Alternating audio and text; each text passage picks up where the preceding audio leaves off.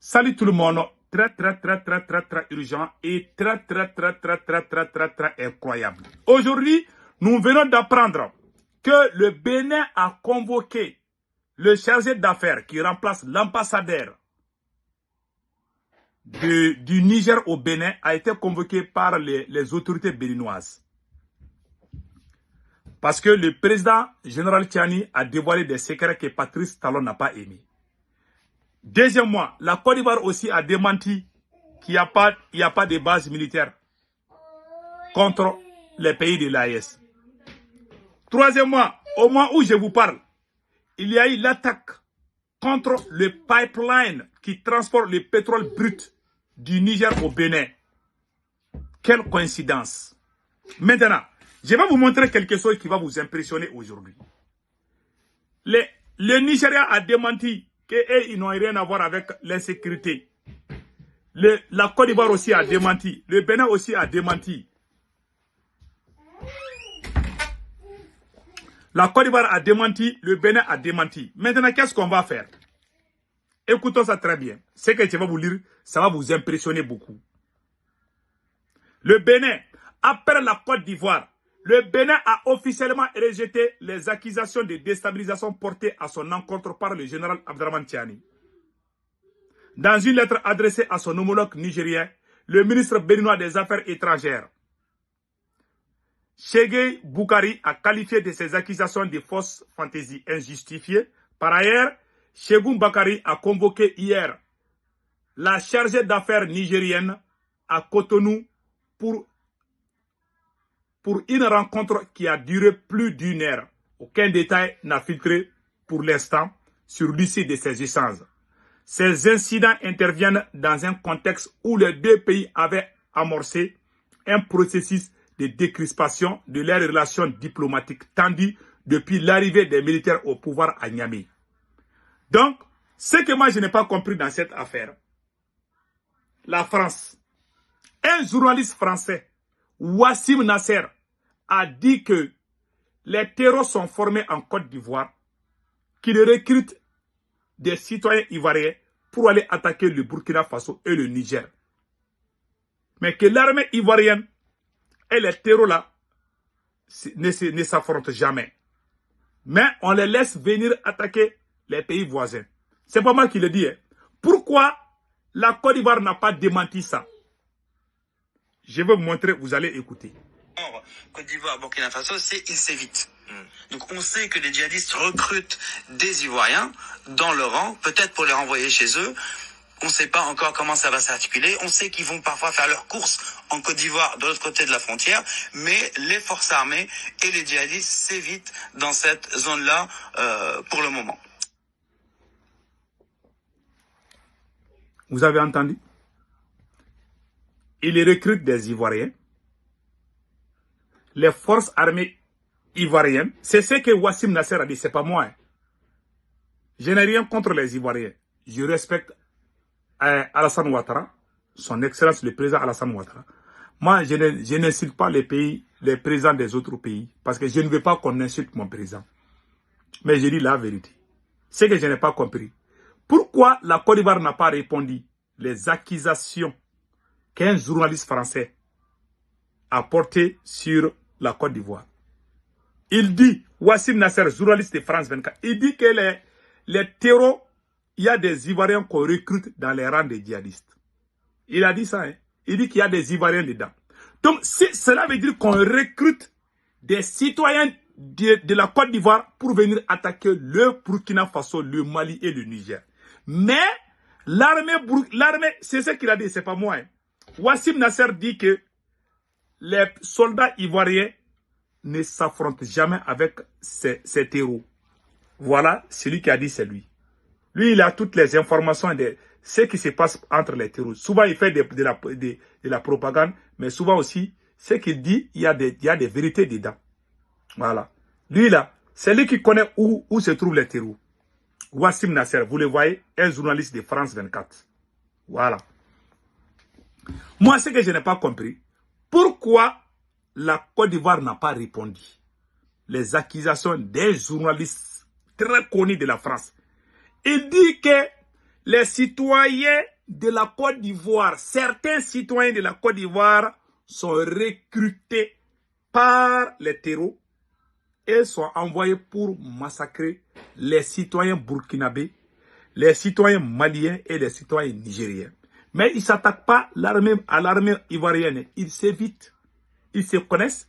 Peut-être même qu'ils prennent les cafés ensemble, d'après ce qu'il dit. S'ils s'évitent, ça veut dire qu'ils savent, ils se connaissent.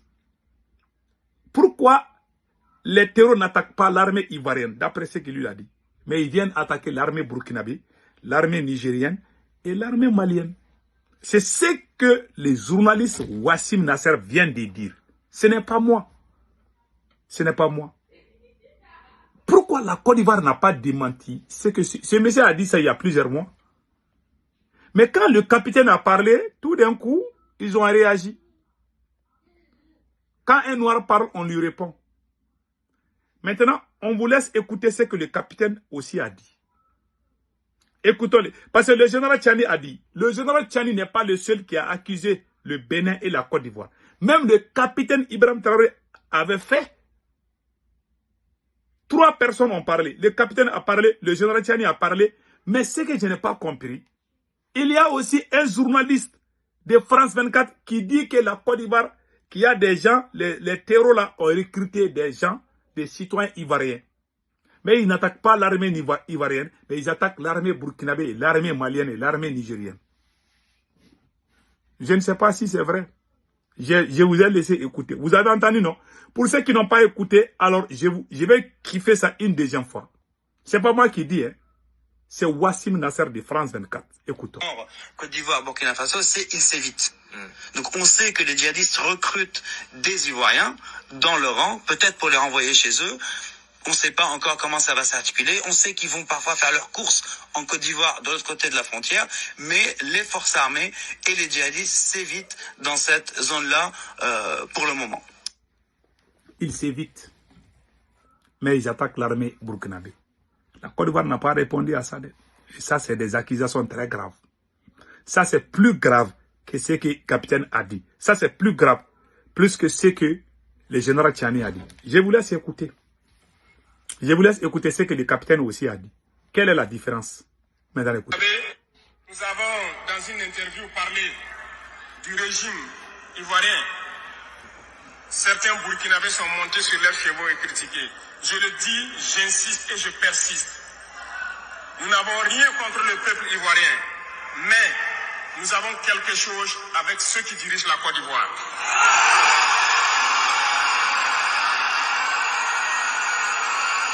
Nous le disons et nous le répétons encore.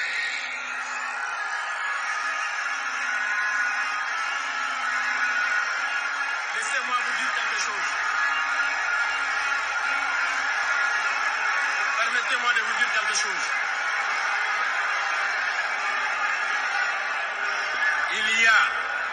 Il y a bel et bien à Abidjan un centre des opérations pour déstabiliser notre pays. Personne ne peut le nier et nous vous ferons les preuves dans les jours suivants. Nous vous montrerons des preuves physiques. Vous allez comprendre de quoi nous parlons. Personne ne viendra nous dire qu'au Bénin, il n'y a pas de base française dirigée contre nous. Nous avons les preuves sous la main. 2 bases importantes.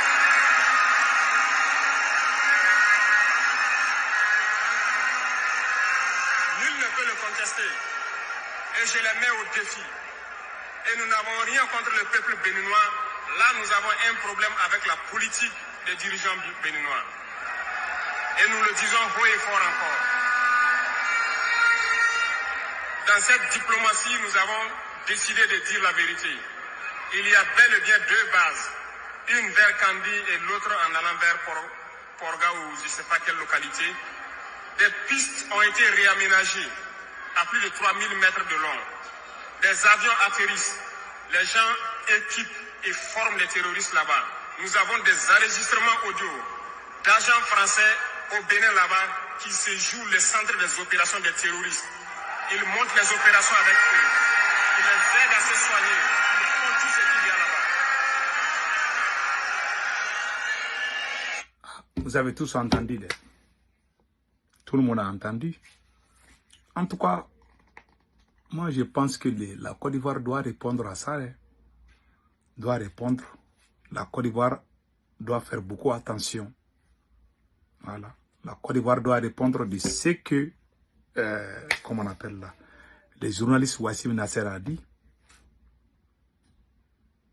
Les autorités ivoiriennes doivent faire beaucoup attention. Moi, je ne dis pas qu'Alassane Ouattara est complice. Vous savez, quand les militaires français sont chez toi, ils peuvent faire des choses sans que toi-même... Ils peuvent même que la France fait ses sales coups. Peut-être qu'Alassane Ouattara n'est pas au courant, je ne sais pas. S'il est au courant ou pas, c'est Dieu seul sait. En tout cas, nous, on n'a rien contre Alassane Ouattara. Mais ce qu'on sait là, partout où il y a l'armée française là, il y a toujours problème. Ça, c'est clair. Même quand ils étaient au Mali, ils ont déstabilisé le Niger. Ils faisaient la même chose. Donc, que Dieu bénisse l'AES. Voilà les nouvelles qu'on a aujourd'hui. Vraiment, passez un excellent week-end. Ciao, ciao.